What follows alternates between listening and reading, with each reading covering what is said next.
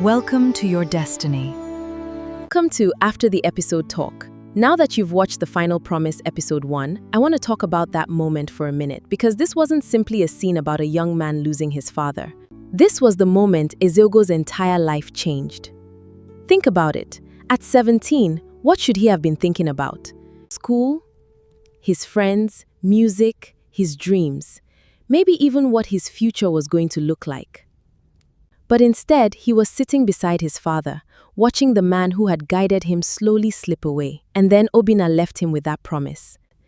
A promise that sounds simple now, but we already know it's going to follow Ezeogo for a very long time. Never stop singing. But here's the question I want to ask you.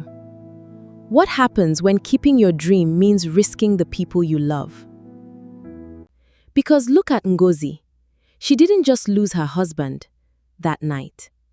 She suddenly had a family depending on her, bills that weren't going anywhere, children who still needed to eat, and a future that had become uncertain overnight.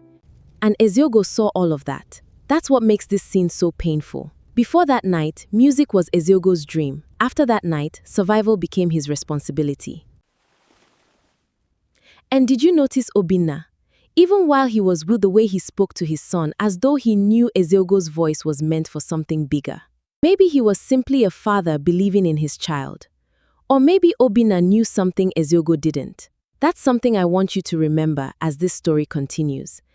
Because sometimes the words people leave behind don't make sense until much later. So tell me in the comments, if you were Ezeogo, what would you have done?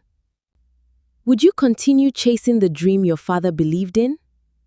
Or would you put that dream aside and do whatever it took to take care of your family? Because after the final promise, Ezeogo doesn't have the luxury of being just a boy anymore. His childhood is ending. His family's struggle is beginning. And somewhere beneath all that pain, his destiny is waiting. I'm your host, and this is After the Episode Talk for the Voice of Destiny.